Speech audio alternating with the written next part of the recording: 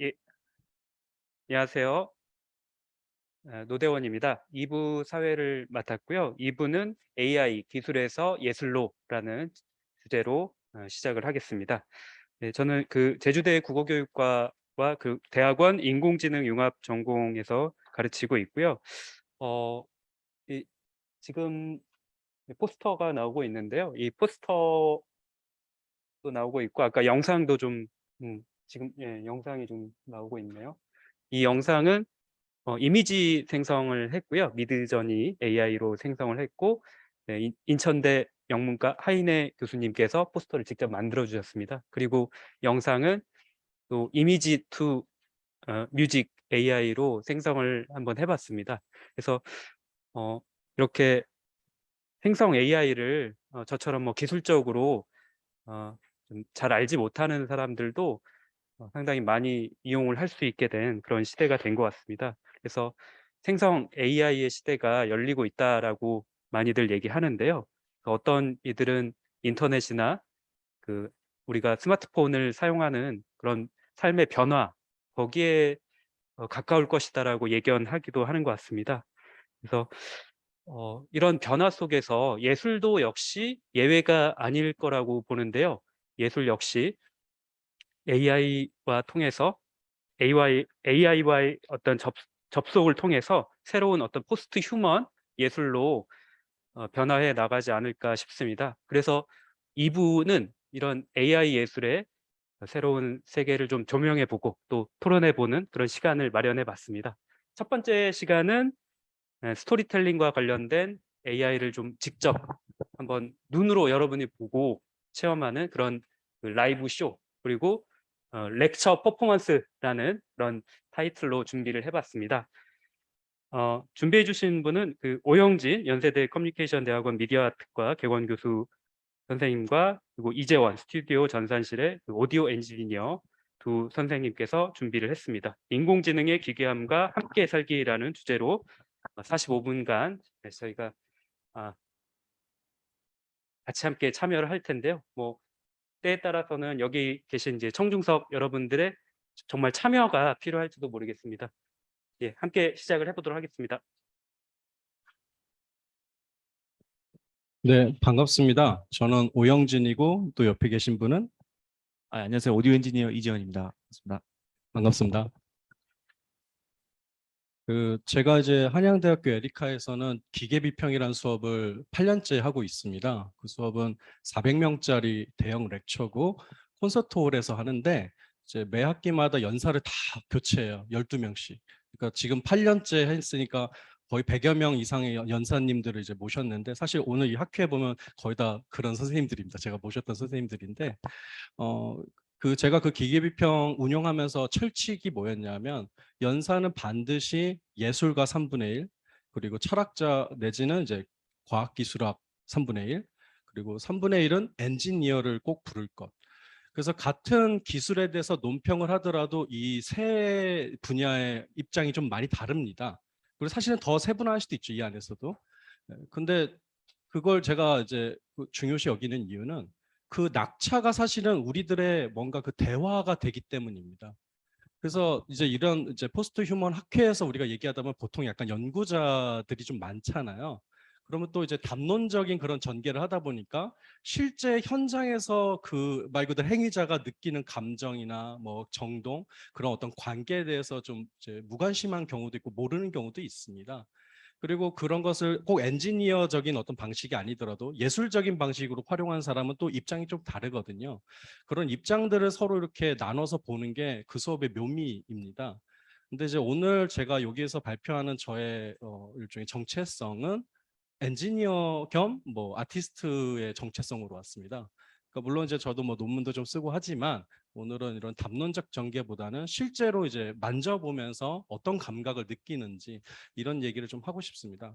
사실은 제가 어저께도 그 인공지능과 관련한 정말 많은 학회의 그런 어떤 발표들을 좀 잘 썸머리를 다 봤거든요. 실제로 모니터링도 하고 그러니까 지금 붐인 거예요. 어떤 의미에서 이 새로운 현상을 어떻게 해석할지 다들 이제 난감해하다 보니까 뭐 사회학적인 관점, 뭐 예술적인 관점 전부 다 인공지능 어떻게 해석할지 고민하는 것이죠. 근데 좀 공통점을 하나 발견했는데 사실은 저희가 충분히 구글링을 통해서 공부할 수 있는 내용들이 한 90% 발표의 내용이고 10% 정도가 이제 자기 견해 정도인데 왜 이렇게 견해가 작지라는 생각을 제가 잠깐 했습니다, 어제. 근데 사실 여기 이유가 있는 것 같아요. 지금 이 엄청나게 빠르게 전개되는 이 기술적 현상 앞에서 논평하기가 좀 껄끄러운 거죠. 왜냐하면 2주 뒤, 3주 뒤에 다른 얘기가 나올 수도 있고 내 논평이 엉망이 될 수도 있거든요. 이 기술적 환경이 너무 변하기 때문이죠. 그래서 오늘 발표를 제가 어떻게 할까? 뭐 GPT-3의 뭐 이해 뭐 이런 걸 해야 되나? 아니면 GPT-3 같이 사용해 보기를 해야 되나? 그런 것들은 사실 여러분 검색하면 다 알 수 있는 것입니다. 그래서 오늘은 이제 그런 것보다는 실제로 제가 경험하고 이제 저도 나름대로 한 10개월 정도로 사용해 봤거든요. GPT-3 같은 경우를. 그리고 매일같이 사용하려고 노력하는 중입니다. 그러니까 조금 다르죠. 그러니까 뭐 이제는 뭐 인공지능이 문학도 할 수 있대, 뭐 소설도 쓸 수 있대, 시도 쓸 수 있대, 뭐 이제는 그림도 막 그릴 수 있대라고 말하는 것하고 실제로 그 안에서 뭔가 창의성을 또 이렇게 만들어내려고 하는 투쟁하는 것 사이에 약간의 그 좀 시각의 격차가 좀 있습니다. 그래서 오늘은 조금 더 들어와서 실제로 만지면서 들어가는 그런 입장을 좀 보여드리고자 합니다. 그 잠깐 뭐 제 소개를 드리면은 원래는 아무튼 뭐 이런 뭐 과학기술 문화에 대해서 관심이 좀 많아서 인문학자 출신이긴 하지만 이제 그런 글도 좀 쓰고 컬럼도 쓰는 그런 사람입니다. 최근에는 인공지능과 관련해서는 이 AI 공포 라디오 쇼라는 거를 제가 이제 했고 연출했고 저 LMWS 팀이라고 해서 최승준, 권보영, 훈이다 킴, 김승범 이렇게 이제 같이 모여서 만든 일종의 아트 쇼입니다. 이때 했던 게 뭐냐면 줌에서 무려 한 130명 정도의 관객들과 저희 이 팀 사이에 AI를 두고 공동으로 이렇게 소재도 받고 이제 어떤 그 문장도 추천받아 가지고 어떤 하나의 오디오북을 만들어내는 쇼를 했습니다. 3시간 만에 오디오북 하나를 만들어냈어요. 프랑켄슈타인의 또 다른 결말을 만들어냈었어요. 근데 이 쇼는 아직은 제가 개방을 안 해놨어요. 그때 녹화본이 있고 이제 그때 본 사람이 한 100몇십 명 되지만 아직은 공개를 안 했는데 아마 다음 주 정도에 편집해서 공개할 예정입니다. 아무튼 그런 식으로 뭔가 저희가 그전에는 전혀 상상할 수 없었던 새로운 생산 방식, 어떤 창작 방식에 대해서 이렇게 같이 한번 연구를 해본 거죠. 그리고 최근에는 문학주간 2022년 특별 프로그램으로 인공지능과 함께 소설 쓰기, 시 쓰기, 뭐 이제 이런 어떤 새로운 어떤 SF적인 어떤 상상력을 같이 전개하기 이런 프로그램들을 이제 전체적으로 기획을 했습니다. 그러니까 제 나름대로는 진정성이 좀 있다는 거죠. 네, 그냥 이런 어떤 새로운 기술을 활용하고 재밌다 정도에서 끝나진 않았고 실제로 어떻게 활용할 수 있는지에 대해서 좀 고민이 많고 실제로 해보면서 저도 확인하는 그런 입장에 있다는 것입니다. 그리고 이재현 선생님은 그때 이제 같이 엔지니어로 옆에서 도와주셨고 사실 여기 사운드 엔지니어로 오늘 이제 소개가 되긴 했지만 저희 오늘 이 작업에서는 어떤 일을 하실 거냐면 프롬프팅 엔지니어를 해주실 거예요. 이런 말이 좀 어색하실 수도 있는데 그러니까 실제로 인공지능은 딥하게 이제 설계하는 사람들이 있죠. 근데 딥하게 설계해도 이거 실제 작동 방식을 모르거든요. 지금 어떻게 이거 신경망이 가동되다 보니까 제어가 되는 건 아니거든요. 그래서 프롬프팅 이제 명령을 어떻게 내리느냐에 따라서 사실 결과값이 많이 달라집니다. 그래서 그런 언어적인 명령을 내리는 훈련을 하는 사람들을 이제 프롬프팅 엔지니어로 이제 또 부르고 있는데 오늘 이재현 선생님은 그런 프롬프팅 엔지니어로 제가 모신 겁니다. 이재현 선생님은 최근에 뭐 이런 이제 아트워크, 미드저니죠. 미드저니로 아트워크를 만들어서 이런 보드 게임을 실제로 1인 창작을 하셨어요. 그러니까 대단한 일입니다. 사실은 이 보드 게임 업자 혹은 개발자들이 보기에는 과거에 같았으면은 저 일러스트 비용이 벌써 수백만 원이고 어찌됐건 이게 서로 이제 오고 가는 초안 이런 어떤 그 회의가 몇 주 걸리거든요. 근데 그런 것들을 완전히 획기적으로 줄여버렸죠. 그래서 실제로 이걸 만들고 이렇게 프린팅까지 가능했다라는 거죠. 그래서 그냥 목전에 있는 것 같습니다. 저희는 바로 어떤 하나의 생산 도구로 지금 사용하고 있는 셈이고, 그래서 오늘 얘기는 인공지능이 대단하다 이런 것도 만든다라는 걸 보여주려고 하는 게 아니라 한번 해보는 거예요. 저희가 같이. 근데 사실은 잘 안 될 수도 있습니다. 근데 저는 이 부분을 지금 솔직하게 얘기를 안 한다고 생각합니다. 이 언론이나 이제 대중적으로 이렇게 알려지는 그런 기사들 있잖아요. 기사에는 인공지능이 실수하고 때로는 좀 되게 바보 같고 막 때로는 기괴해 보이고 엉망진창인 모습들을 잘 설명을 안 해요. 사실 그 부분이 한 80% 이상이거든요. 실제로 경험해 보면. 그거를 가감 없이 얘기를 해야 된다고 생각합니다. 정제된 결과물을 가져와 가지고 여기 와서 인공지능이 인간의 뭐 지능에 육박했다라는 얘기를 함부로 명제화하면 안 된다고 생각해요. 그건 현상하고 전혀 다른 얘기거든요. 그래서 그런 문제 때문에 오늘 제가 하는 이제 방식 자체가 렉처 퍼포먼스라는 개념을 가져왔는데 어떤 연구적인 어떤 뭐 기존의 어떤 인용이라든지 어떤 그런 어떤 연구물들의 관계를 제가 설명하는 게 아니라 실제로 같이 보여주고 라이브로 생성하는 거를 같이 보자는 얘기입니다. 그 현장을 같이 보고 오늘 같이 논평하는 날이 있었으면 좋겠습니다. 최근에 재밌는 논문이 하나 나왔는데요. 이 워드크래프트라고 그 구글의 람다라는 인공지능이 곧 나오잖아요. 그 람다를 미리 베타 서비스 시킨 거예요. 누구한테 시켰냐면 전문 작가한테. 그러니까 기존에 우리들 그냥 아마추어들이 야 이거 칼럼 한번 써보라 했더니 써지는데 뭐 소설 일부분 써보라 했더니 써지는데가 아니라 실제로 프로 작가의 입장에서 이것을 얼마나 쓸만한 도구인지를 람다라고 해서 지금 현재 GPT-3보다 거의 10배 이상 능력이 강한 그 이제 일종의 워드 머신이죠. 워드 머신을 줘가지고 저거 했어요. 저기 후기를 받은 논문이에요. 이거 구글의 워드크래프트 홈페이지 가면은 공개돼 있고 뭐 다른 이제 학회 홈페이지에도 공개돼 있습니다. 근데 여기에 재미있는 얘기가 있어요. 작가들은요 절대로 이 거대 언어 모델 기반의 이 문학 생성 기계를 지능적으로 생각하지 않습니다. 예를 들어 미셸 타란스키는 이런 얘기를 합니다. 인공지능은 비열한 짓을 하는 걸 너무 꺼린다.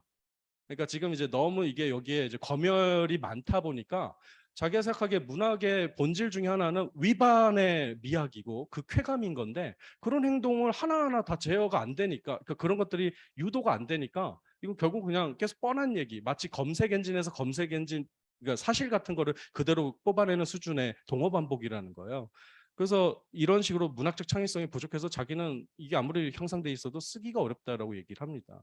아니면 켄 리우 같은 이제 SF 작가 같은 경우는 뭐 훌륭하긴 해. 아주 훌륭한데 이게 채팅 인터페이스를 조금 더 재밌게 바꿨으면 좋겠고 람다를 인용 검색기 정도로 사용했을 때 그 매우 보조적인 역할을 잘하는 것 같아. 이렇게 말합니다. 그리고 뭐 다른 작가들도 지금 얘기를 들어보면은 뭐 그런 거 있잖아요. 토끼가 뭐 만들어내는 마법의 주문 목록 이런 거 어디 있습니까 세상에 존재하지 않잖아요. 작가의 상상력으로 다 구성해서 이 목록을 만들어내야 되는데 그런 노동을 해야 되는 지점들을 상상의 노동이죠. 그것들을 좀 자동화하는 수준에서는 람다를 쓸만하다라고 얘기를 합니다. 이게 최근의 결론이에요. 이게 3주 전에 발표된 논문이거든요. 그러니까 인공지능의 창의성에 대해서 지금까지 우리는 아마추어 레벨에서 좀 전개했던 것 같습니다. 저는 이미지 생성도 비슷하다고 봐요. 아까 뭐 콜로라도 아트 그 페스티벌에서 1등했던 그 이제 사건이 이제 잠깐 언급이 됐는데 사실 그건 되게 작은 대회잖아요. 아주 작은 대회에 불과하고 인간의 실력이 조금만 있어도 사실 1등 할 수 있는 대회입니다. 엄청나게 큰 대회가 아닙니다. 그런 거 말고 완전히 하이 레벨. 우리가 진정한 창의성이라고 불릴 만한 어떤 그런 레벨에서 인공지능이 과연 어떻게 활용될 수 있는가, 활용될 수 있는 건 맞는가 이런 질문을 하는 게 좀 더 맞다고 봐요. 그래서 실제로 저는 중요한 게 뭐라고 보냐면 이런 말을 할 때도 라이브 프롬프팅을 같이 하자. 그래서 사실 저도 지금 두려워요. 잘 안 될까 봐. 물론 안 되는 것도 의미지만 안 되면 이게 제가 힘들잖아요. 그렇죠? 근데 그것까지가 오늘의 이 발표의 이제 저거라고 요지라고 생각하시면 됩니다. 재밌는 걸 하나 했으면 좋겠는데 이게 이제 블레이드 러너 2019 옛날에 이제 82년도에 나왔던 작품의 한 장면인데 여기에 보이트 캄프 테스트라고 해서 안드로이드가 기계임을 이제 확인하기 위해서 이제 동공을 이렇게 확대해 가지고 보는 그런 장면이에요. 주로 이제 이때 질문하는 게 기억에 대해서 질문합니다. 너 뭐 어렸을 때 무슨 기억이 있어? 근데 이제 이게 안드로이드들은 기억이 있긴 한데 해상도가 높질 않은 거예요. 예를 들어 뭐 엄마가 있었고 뭐 가족 관계가 있었지만 구체적으로 그들과 좋았던 기억이라든지 아니면 그 기억을 또 한 번 이렇게 그때 그럼 뭘 했어라고 한 번 더 디테일하게 물어보면 해상도가 낮은 답변들이 나오는 거죠. 그리고 동시에 이제 정서적으로 인간이라면 막 흔들릴 만한 뭐 삶은 개는 어때? 이렇게 만약에 질문한다면 인간은 약간 이렇게 막 가슴이 뛰잖아요. 그런 무서운 단어니까 그렇죠? 개를 삶다니 뭐 이런 거. 근데 인공지능은 여기서 이제 안드로이드는 이제 내색을 안 하는 거죠. 동공에서 이제 그런 식으로 이제 감정적 동요와 기억의 유무를 가지고 인간됨을 판정한단 말이죠. 근데 지금 이제 오늘날 우리가 지금 바로 그냥 목전에 두고 있는 GPT-3 같은 언어 모델은 어떤 경우는 굉장히 이 기억력이란 것도 막 스스로 생성해내거든요. 그 디테일은 사실은 제가 보기엔 인간보다 더 잘 생성하는 경향이 있습니다. 반대로. 그래서 이 SF에선 그랬지만 감정과 기억이란 문제였지만 인간의 실제 이 현실에서는 어떠한 지점을 우리가 이제는 이 튜링 테스트 혹은 이미테이션 게임의 기준으로 삼아야 될까 이런 고민을 이제 해야 됐다고 봅니다. 해야 될 때가 온 거라고 보고 그래서 우리 관객 여러분하고 저하고 간단한 저거를 하겠습니다. 저 이미테이션 게임을 할 겁니다. 그 네 가지 이야기를 잠깐 제가 이렇게 준비했고요. 이 네 가지 이야기 중에서 세 개는 인간 창작품이고 하나는 기계 창작품입니다. GPT-3로 만든 거고 제가 가감하지 않았습니다. 그건 뭐 제가 녹화해 놓은 것도 있어요. 일부러 이런 것 때문에 녹화를 해 놓습니다. 제가. 아무튼 그런 이제 상황인데 한번 지금 들어보시고 아 요게 기계다라고 하면 우리 이제 포스트 휴먼 학회 아닙니까? 예. 과연 이 포스트 휴먼 학회에는 안드로이드가 침투할 수 있는가? 아니면 뭐 환영하기 때문에 침투당한 건지 아무튼 그런 것들을 한번 우리가 감수성을 알아보자고요. 네. 첫 번째 오른쪽 눈이라는 이야기를 제가 낭독해 드릴 건데 지금 배경음악으로 깔릴 이야기 그 소리가 있거든요. 이 소리도 알고리즘 제너레이티브 아트 작업입니다. 그래서 제가 나름대로 이제 연주해서 가져온 거예요. 네. 브라이언 이노의 작업이고요. 네. 1994년 루마니아에서 오즈로라는 남자가 오른쪽 눈에 각막 이식을 받았습니다. 하지만 다음해 오즈로는 자살한 채로 발견되었습니다. 경찰 조사 결과 그의 집에는 유리창, 거울, 텔레비전 화면 등 반사되는 모든 것이 깨어지고 부서져 있었습니다. 책상에는 그의 일기가 발견되었습니다. 일기에는 다음과 같은 말이 수도 없이 적혀 있었습니다. 오른쪽 눈이 나를 쳐다보고 있다. 오른쪽 눈이 나를 쳐다보고 있다. 오른쪽 눈이 나를 쳐다보고 있다. 오른쪽 눈이 나를 쳐다보고 있다. 네, 이게 첫 번째 이야기고요.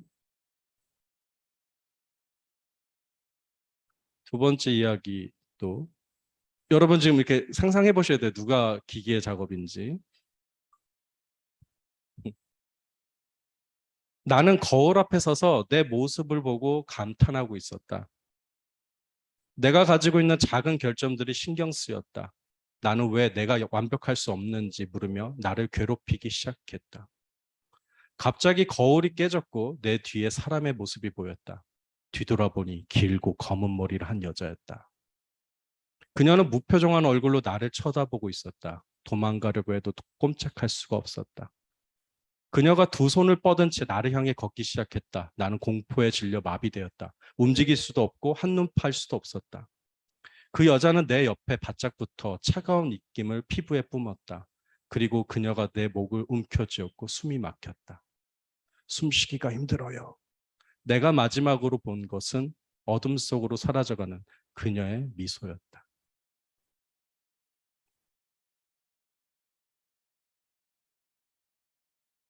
세 번째 이야기 낭독해 드릴게요. 나는 내 친구이기도 한 피아니스트의 수술을 맡게 되었다. 친구는 심한 교통사고로 의식을 잃은 상태였다. 그를 살리기 위해서 나는 그의 오른손과 한쪽 다리를 절단해야만 했다. 친구는 의식을 얻자마자 희미한 정신인데도 내 손은 괜찮아? 라고 중얼거렸다. 친구는 내가 피아노 치는 걸 잊어버렸는지는 않았는지 연습해봐야겠어 라고 말했다. 하는 수 없이 팔을 좀 느슨하게 해주고 신경진통제를 조금 주사해 주었다. 친구는 눈을 지그시 감고 손가락을 놀려 피아노를 치는 연습을 하려고 했다. 그때 옆방에서 간호사의 비명소리가 들렸다. 잘라서 병 속에 담아놓은 친구의 손가락이 방부액 속에서 마구 퍼덕거리며 미친 듯이 움직이고 있었다. 무시무시하네요. 네. 제가 이게 여름에 했던 퍼포먼스라서 이런 장르를 가지고 있었습니다. 네. 이제 마지막입니다. 어느 호텔에 머물게 되었다. 벽지 무늬에 어울려 잘 보이지 않게 되었지만 벽에 아주 작은 구멍이 하나 나 있는 것이 보였다. 엿보는 구멍이구나. 나는 호텔 수준을 알만하다고 혀를 끌끌 차면서도 구멍에 눈을 댔다. 구멍을 통해서는 방 건너편이 환하게 넘겨다 보였다.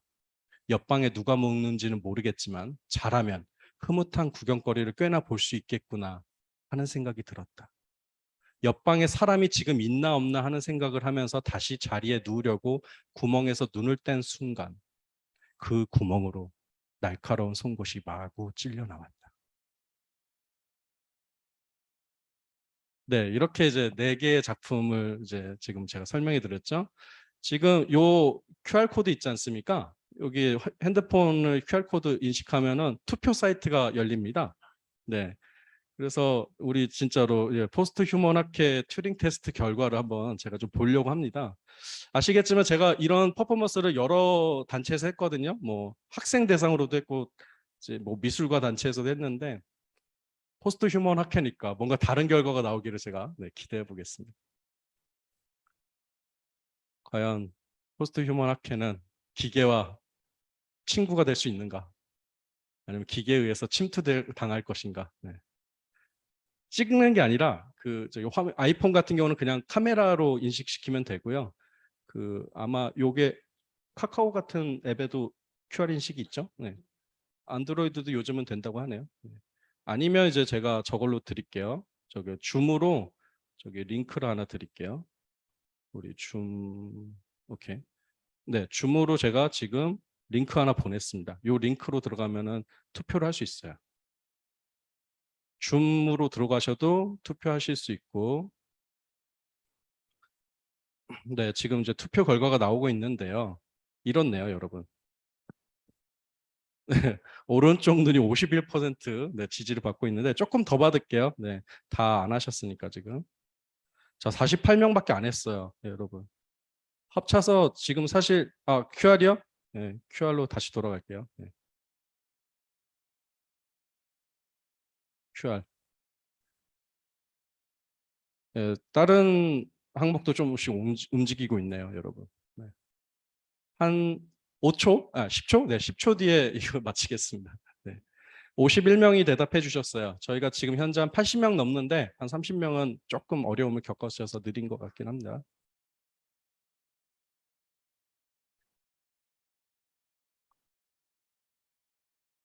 제가 썼던 프롬프팅은 뭐냐면 그냥 openai.com에 가서 GPT-3한테 다빈치 002 버전으로 해서 템퍼러처는 0.7로 하고 이제 숫자 뭐 랭스 같은 건 한 2000자로 제가 집어넣은 다음에 그냥 재미있는 호러 스토리를 만들어 줘라고 했어요. 그냥 정말 이렇게 단순하게 했어요. 해서 나왔던 결과물 중에 하나가 요 안에 들어가 있는 겁니다. 지금. 어떤 소재도 따로 지정해 주지 않았습니다. 여러분. 다 됐나요? 네, 그럼 이제 우리 실력을 보실까요? 네. 네, 오른쪽 눈 있죠? 그 뭐 오지로란 남자가 막 반사되는 거 막 부시고 근데 죽어 있었고, 그렇죠? 그래서 오른쪽 눈이 나를 보고 있다라고 말한 그 작품이 48% 거의 절반 선정됐네요. 등 뒤의 거울이 30% 3분의 1, 그리고 피아니스트가 16, 그리고 구멍이 7%. 네, 결과를 알려드리겠습니다. 기계 생성물은 등 뒤의 거울입니다. 네. 여러분, 근데 좋아하시면 안 돼요. 절반이 지금 이게 색출이 안 된 거잖아요. 네. 뭐 홍성욱 선생님은 어떻게 생각하시는지 모르지만 이것도 나름 간이 튜링 테스트인데, 여러분은 뭐 말 그대로 이제 이 작품, 이 기계를 사실상 이제 인간으로 인정해야 되는 수준에 온 거죠. 그리고 이제 나중에 기계와 적대적 상황이 왔을 때 여러분은 이제 절망해야 되는 것입니다. 네. 그래 의외네요. 여러분 거의 다 찾아내거든요. 네. 참나 이해가 안 가네. 네. 그럼 한 분만 얘기를 들어보죠. 오른쪽 눈을 선택하신 분 한 분만 손 들어보세요. 예, 홍성욱 선생님 그렇게 실수를 왜 선택하셨어요? 무슨 어떤 말로 하기 힘든데 뭔가 너무 반복되는 말도 많고 뭔가 가상의 인물이 막 생성된 것 같고 예. 예. 근데 인간 사이에서 떠돌던 괴담이라고 합니다. 그게. 예, 반짝인 걸 막 부셔버린 어떤 미스테리한 남자의 죽음. 네. 근데 거울을 그래도 3분의 1 정도가 이제 저기 색출하셨잖아요. 그때 아마 근데 제가 이제 물어보진 않겠지만 진행상 이랬을 것 같아요. 별다른 사건이 일어나지 않는데 되게 길게 설명하는 경향이 있어서 아마 선택한 것일 것 같습니다. 지금 나머지 원투 그러니까 첫 번째, 세 번째, 네 번째는 뭔가 감정선이 이렇게 변합니다. 그렇죠. 감정선이 막 이렇게 흥분됐다가 공포스러웠다가 약간 이완됐다가 하는 그런 흐름들이 결절들이 일어나는데 등 뒤에 그 저기 거울 그것은 그냥 등 뒤에 거울이 있는데 여자가 있는데 내 옆에서 나를 죽일 듯이 목 조르는 얘기예요. 사실은 사건이란 게 존재하지 않는 거예요. 이건 뭐냐면 어떤 의미에서 이제 그 두렵다라고 하는 건 항상 앞을 보는 게 아니라 뒤를 보는 거에 가깝잖아요. 그런 경향이 생긴 거잖아요. 그 경향을 이제 이 언어 모델이 갖고 있는 것이고 두려움과 관련된 정서를 그리고 어찌됐건 이야기는 못 만들어내니까 계속 길게 막 뭘 만졌다. 네, 플롯이 없는 것이죠. 그게 현재 이 언어 모델의 특징이에요, 사실은. 그러니까 뭐 아시겠지만 이게 어찌됐건 집합론과 확률론적인 관점에서 언어를 엄청나게 학습시켜가지고 이 단어 다음에 이 단어가 올 확률로 연결하는 거거든요. 그래서 예를 들어 두려움과 관련된 문서들이 있을 거 아니에요, 그렇죠? 그런 두려움이란 단어도 있을 것이고 거기에 연결돼 있는 단어들을 최대한 또 그 안에서 이제 학습을 해가지고 확률적인 관점에서 연결하는 것뿐입니다. 그러다 보니까 어떤 특정한 막 창의성이 드러나는 건 아니고 말 그대로 그냥 뒤가 무섭고 뭐 어떤 여자가 무섭고 이런 어떤 경향성, 되게 일반적인 경향성만 강한 것이죠. 네. 아무튼 여러분은 실패한 걸로. 네. 실패하니까 뭐 제가 할 말은 별로 없네요. 네. 무섭네요, 그냥. 네. 인공지능이 정말 기괴하네요, 여러분. 네. 그 제가 실제로 이제 이거 가지고 이제 작업을 좀 해보니까 그런 것도 해봤어요. 그때 쇼에서는 인공지능이 정말 괴로워할 만한 주제로 한번 마이크로 호러 스토리를 만들어 보게 하자라고 해서 그때 여러 이제 소재들을 받았는데 그중에 참신했던 게 시금치였어요. 시금치. 시금치로 그런 공포 이야기 만들 수 있을까? 기계를 한번 괴롭혀 보자. 우리가 지긴 졌지만 그때도 졌거든요. 어떤 그 단체에서 했는데 그랬더니 인공지능이 5초 만에 만들어준 이야기는 이거예요. 어느 날 아침 시금치를 먹으려 씹고 있었습니다. 시금치 사이에 머리카락들이 끼어 있었습니다. 그것들은 꿈틀거리며 움직이고 있더군요. 그 머리카락들은 심지어 제 것이 아니었습니다. 꽤 괜찮습니다. 예, 생각보다 이 난제를 또 마치 이제 이세돌의 한 수를 또 다시 피해 나가는 것처럼 알파고가 또 피해 나가고 또 해결해 버렸죠. 그래서 생각보다 인공지능 좀 유능한 부분이 있어요. 그러니까 제가 명령 내리는 것에 대해서 철저하게 끝까지 해결하려고 노력을 합니다. 근데 어떤 경우는 이제 시금치로 만들려고 하면은 이런 결과물도 만들었어요. 좀 전에 제가 그냥 했던 건데 엄마가 시금치를 강제로 먹였습니다. 너무 싫었습니다. 저는 토할 것 같았습니다. 성이 된 지금도 어머니가 너무 싫습니다. 이러면서 끝났어요. 그게 시금치에 관련된 공포 이야기예요. 그러니까 우리가 생각하는 공포가 아닌 거죠. 네, 그렇게 이제 생성되기도 하는 거죠. 근데 어찌됐건 이렇게 약간 좀 확률적으로는 반반인데 어떤 경우는 인간이 무리하게 연결하라고 하는 것을 강제로 연결해주는 힘 같은 걸 보여주고 있고요. 때로는 되게 뻔한 어떤 하나의 이제 경향성 안에서 클리셰 범벅인 이야기만 가득 만들어 놓기도 합니다. 이런 랜덤한 상황을 무슨 의식이 있다라고 얘기할 것까지 있겠습니까? 그 람다의 르모인처럼. 그럴 필요는 없는 거죠. 근데 그 얘기는 조금 이따가 하려고 해요. 그래서 이제 제가 생각하긴 거는 이 인공지능 특히 이제 거대 언어 모델을 이용할 때 중요한 포인트는 보관의 예술을 꿈꿔야 된다고 하는 겁니다. 보관이란 건 뭐예요? 그 예를 들어 이 점과 이 점 사이에 중간값이 있을 거 아니에요. 어떤 이제 뭐 말 그대로 수학적인 그 중간값을 추정해내는 일이에요. 그러니까 예를 들어 시금치와 공포 이야기 사이에는 엄청나게 많은 공백이 있잖아요. 인간의 입장에서는. 그런데 이제 이 인공지능 어찌됐건 그걸 이으려고 노력을 하는 거죠. 최대한 성실성으로.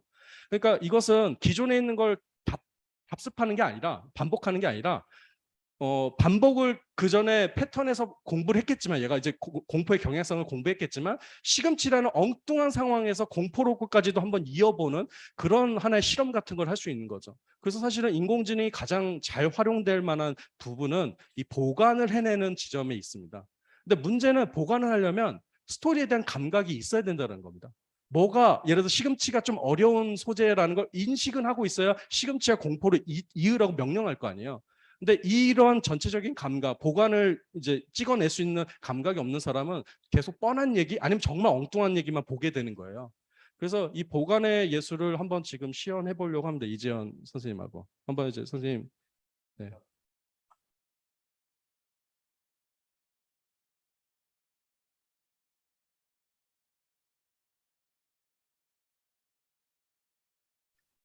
안녕하세요. 그 오디오 엔지니어 이재원이라고 하고요. 저는 이제 말씀드렸다시피 오디오 엔지니어라서 주로 오디오북이나 성우 나레이션, 뭐 애니메이션 더빙 같은 일을 주업으로 하고 있는데 이제 남의 거 하다 보니까 제 거를 좀 하고 싶어서 그렇지만 또 엔지니어이기 때문에 문학적 소양이나 이런 건 대단히 부족한 환경에서 제 거를 하고 싶은데 이제 인공지능의 어떤 도움을 많이 받아서 그런 것들을 해결해 나가고 있었거든요. 그러다 보니까 오늘 좋은 기회를 얻어서 이렇게 같이 자리도 하게 됐고, 저는 어떻게 보면 이제 실사용자인 거죠. 이제 현실적으로 인건비를 아끼려는 노력의 일환으로 이런 툴들을 사용하다 보니까 이런 것에 좀 익숙해졌고, 그래서 오늘은 노벨 AI라고 하는 소설 쓰는 AI 툴을 활용해서 한번 글을 써보려고 하는데요. 그냥 써보면 재미가 없으니까 설정을 많이 넣었어요. 그래서 여러분들 혹시 맨 프롬 어스라고 하는 영화를 보신 분들이 계신지요?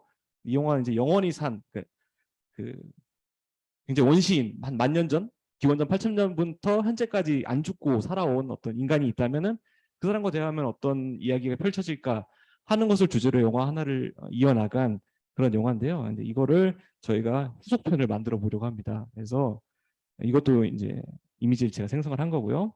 그래서 제목을 이제 포스트 맨 프로머스로 했어요. 포스트 휴먼 학회니까 제목을 그렇게 지었고요. 보시면은 이 보관을 위해서 굉장히 많은 파라미터들을 제가 사전에 집어 넣었습니다. 그래서 랜덤함을 좀 줄인 거죠. 지금 메모리라고 하는 부분이 있는데 이 부분에다가 제가 이 상황을 좀 집어 넣었어요. 그래서 이 사람은 10,000년 정도 살아온 사람이고 때때로 생제르맹이라고도 불렸고 무드셀라라고도 불렸고 뭐 동방사계라고도 불렸다. 굉장히 오래 산 사람인데 최근에 이제 한국의 이화여자 대학교에 와서 교수 생활을 하고 있다라고 지금 설정을 넣었고요. 그리고 밑에 이제 이 장르에 대해서 디렉션을 제가 줬어요. 그래서 이 장르는 스크립트다, 대화록이다. 그리고 톤은 심각하지만 때로는 좀 가볍게, 농담도 자주 하게 하고 이제 짧고 뭐 리드미컬하게 글을 써라라는 어떤 감독으로서의 디렉션을 주는 그런 파라미터들을 넣었습니다. 그리고 이쪽에 로어북이라고 해서 노벨 AI 같은 경우에는 특정 키가 특정 단어들이 트리거가 돼서 이 위에 토큰들을 읽을 수 있게 설정을 할 수가 있어요. 그래서 저는 항상 켜놓는 뭐 그의 이름이나 배경에 대해서 더 자세한 설정을 집어 넣었고요. 그리고 특정 질문, 한국에 대한 질문이 나왔을 때 최근에 한국의 삶이 어땠냐를 또 미리 이제 집어 넣었고, 그리고 뭐 제가 또 쓰다 보니까 막 없던 창의력이 조금 새어나와가지고 뭐 옛날에 젊었을 때 뭐 여자를 만났고 이런 얘기까지 다 써넣었거든요. 그래서 이제 설정만 열심히 하고 글을 못 쓰는 저 같은 사람한테 좀 유용한 틀이라고 할 수 있고요. 아무튼 이런 배경 설정들을 입력한 상태에서 지금 이 존 스미스라고 하는 10,000년을 산 인간을 놓고 토크쇼를 진행하는 상황으로 일단 상황을 설정을 했어요. 그래서 안녕하세요, 존, 잘 지냈어요? 네, 괜찮습니다. 그러면 대화를 시작할까요? 네. 하고 자, 레이디스 앤 젠틀맨, 존 스미스 교수를 환영해 주세요라고까지 이야기를 했습니다. 자, 이 상황에서 이제 뒤에 이을 대화를 한번 같이 해보면 좋을 것 같아요. 그래서 먼저 저희 오영진 선생님께 질문을 좀 어떤 걸 할까? 네. 존 선생님, 굉장히 오랜 시간을 사신 걸로 알고 있는데 특별히 기억나는 역사적인 순간 같은 게 있나요? 이렇게 물어볼게요. 아무튼 지금 아주 단순한 설정만 줬잖아요. 사실은 코리아 정도는 이제 약간의 이제 뭐랄까 이제 영어 기반의 문서 작업이다 보니까 이제 알 수 없으니까 코리아 정도는 정보를 줘준 거지만 나머지는 아주 간단한 설정을 준 겁니다. 오래 산 자, 교수, 이화여대 교수 이런. 생성 결과는 그냥 기계 번역을 바로 해드릴게요. 팝하고로. 네. 여러분 영어 다 잘하시지만 네. 직관적으로 빨리 알아들어야 되니까. 네. 뭐 바로 봤는데 별로 아니었는가 보죠. 네. 이런 것도 중요한 그 경험인데요. 인공지능 기반 예술은 점점 더 가차처럼 변하고 있습니다. 돌려보고 괜찮음 쓰고 돌려보고 괜찮음 써보고 아싸 잘 된다 뭐 이런 거죠. 왜냐하면 기본적으로 이 기계 자체가 확률론적인 기계이기 때문이죠. 그래서 이것은 뭐 실수가 아닙니다. 원래는 이런 몇 번을 돌렸는가도 저는 설명해야 된다고 봐요. 어떤 결과물을 설명할 때 10번 돌려서 나왔어 이렇게 얘기해 줘야 된다는 거죠. 뭐라고 합니까? 물론이에요. 하나만 꼽기는 어렵지만 굳이 꼽자면 정복자 윌리엄과 헤롤드 왕의 영국 헤어스팅스 전투가 제가 본 뭐 역사적인 순간이었습니다. 뭐예요? 네. 전투를 했다는 얘기네요. 네, 네. 아, 그래요? 제가 저 무식해가지고 네, 네. 그러면 우리 지금 좀 전에 대답해 주신 교수님께서 한번 이 존 교수에 대해서 한번 또 물어보 주시겠어요? 토크쇼인 거예요. 궁금한 게 많을 것 같아요. 가장 기억에 남는 수업이 어떤 수업이었습니까? 당신이 했던 수업. 이렇게 좀 정확하게 얘기해 줘야 돼요.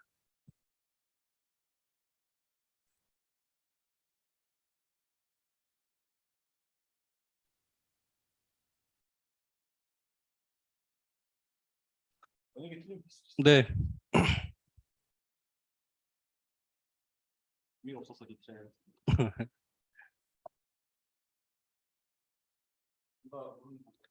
네.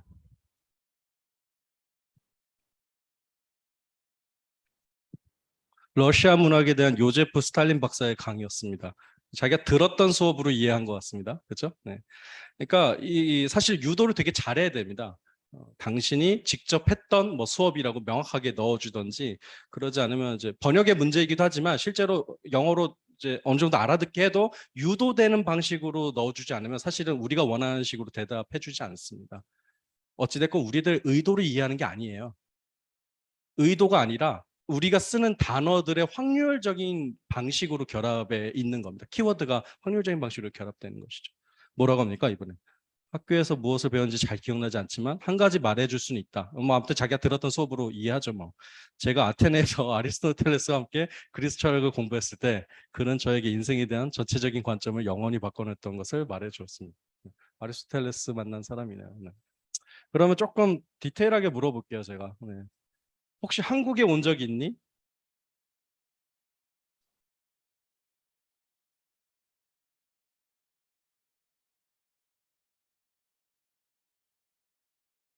네.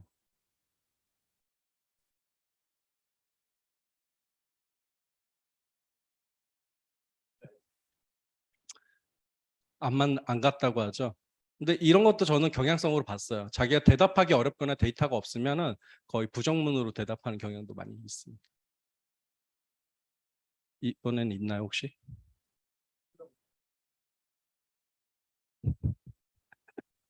한국이 아직 입력이 제대로 안 됐네요. 네. 이런 것들이 이제 거대 언어 모델이 학습한 어떤 그런 뭐랄까 학습 데이터의 어떤 성향 같은 것도 우리가 알 수 있는 것이죠. 그래서 이제 그런 얘기 하잖아요. 거대 언어 모델은 거대한 크기만큼 편향성을 또 갖는다. 그러니까 거대한 크기만큼 지능도 가지지만 그만큼의 편향성을 갖는다라는 거고 아까 람다 정도를 사용했던 작가들도 공통적으로 얘기하는 게 이게 필체가 그러니까 문체가 남성 톤이다 이건 확실하게. 그러니까 장르 문학을 자기가 생성하려고 하는데 이걸 통해서 남성 톤이라서 조금 쓰기가 어려운 부분이 있었다. 자기가 맞지 않아가지고 네, 그런 얘기도 했습니다. 그리고 아까 미셸 타란스키 같은 사람은 뭐라 그랬냐면 타란스키가 아닌가? 아무튼 어떤 작가인데 제가 나중에 또 설명해 드릴게요. 그 작가는 레즈비언 로맨스 플롯을 만들려고 했는데 람다는 거의 허용해 주지 않았다고 합니다. 그 어떤 성향과 검열이 공통적으로 지금 둘 다 섞여 있기 때문에 이런 검열이 일어난 거죠. 네. 뭐라고 합니까?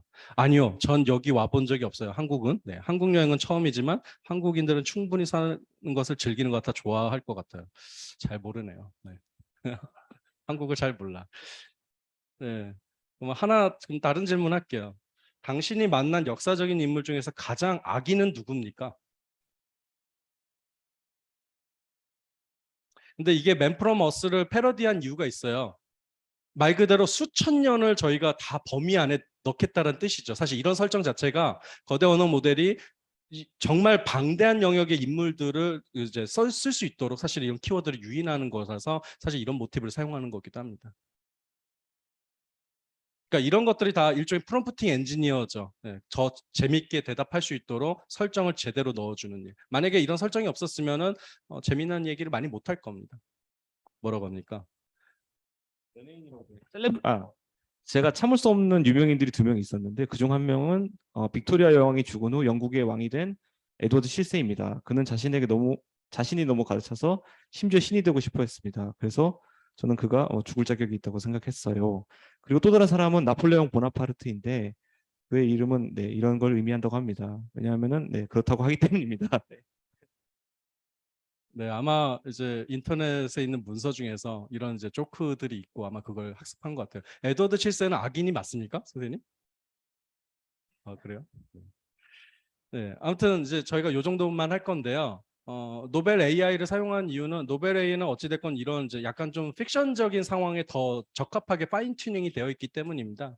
근데 아까 제가 사용했던 GPT-3 정도 그냥 그 공개된 오픈 AI 모델도 나름대로 대답을 잘해요. 잘하는데 쓸만한 것도 있고 쓸만하지 않은 것도 분명히 존재하는 거죠. 지금도 리트라이를 여러 번 했잖아요. 네. 그리고 어찌됐건 맨프로머스의 어떤 하나의 학습 패턴을 준 거죠. 그렇죠? 그런 전 지구적인 역사를 한번 네가 살펴보고 그런 상황에서 대답을 하라고 준 건데 그걸 마치 이제 이화여대 교수다, 한국에 왔다라는 새로운 설정을 집어넣어서 보관의 점들을 찍어준 거죠. 여기를 한번 메꿔주라고. 그랬더니 의외로 조금 제 상식선에서는 좀 넘어서는 재밌는 얘기들을 이렇게 가져온 거죠. 만약에 제가 작가라면은 이런 걸 좀 사용해서 제가 전혀 모르는 인물됨이나 뭐 새로운 사실에 대해서 한번 접근해 볼 만한 할 것 같아요. 그러니까 제가 이미 잘 아는 것을 인공지능으로 구현하지 않고 제가 잘 모르는 것을 이렇게 구현한다라는 거죠. 그래서 이렇게 이제 구현적 생성이라고 하는 것이 굉장히 중요해진 것 같습니다. 그 몇 달 뒤에 이제 그 마이크로소프트사에서는 빙에다가 달리를 이제 연결해 가지고 이제는 검색을 이미 있는 사실이 아니라 없지만 있을 법한 사실을 생성적 검색이라는 것을 주겠다고 합니다.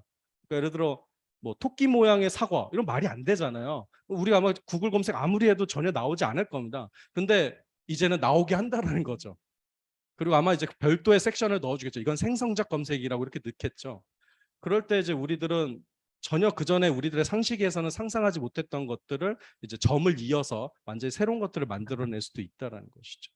우선은 이제 조금 뭐 계속 대사 치실 거예요? 네. 그래서 오늘 좀 길게 스크립트를 생성했으면 좋았을 텐데 일단 제가 부족한 부분을 보충을 해서 요 스크립트를 이제 아이바라고 하는 어떤 그 음악 생성 AI와 또 여러 가지 그 보이스 생성 AI를 통해 가지고 어떤 인공적인 오디오북으로 제가 따로 만든 다음에 이 커뮤니티를 통해서 링크를 공유를 드릴게요. 나중에 재미로 들어봐 주시면 좋겠습니다. 네. 제가 다시 화면 공유를 할게요.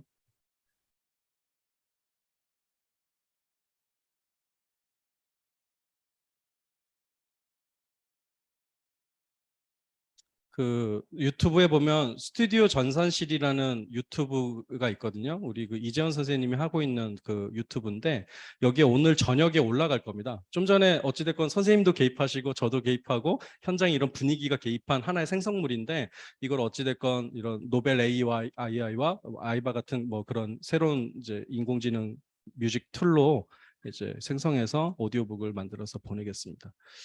이걸 일부러 하는 이유는 이렇게 빠르다는 얘기를 드리고 싶은 거예요. 사실은 장점이 많죠. 기존에 우리가 순화를 이제 노동했어야 될 예술 노동을 했어야 될 부분들이 이렇게 거의 몇 시간 만에 이제 생성될 수 있는 그런 이제 시점에 와 있는 거죠.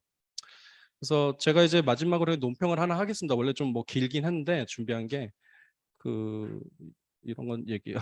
이게 이거 아세요? 이거 최근에 노벨 AI에게 연어 강 위에 띄워놓는 연어를 이제 그려줬더니 이렇게 그려주는 거예요.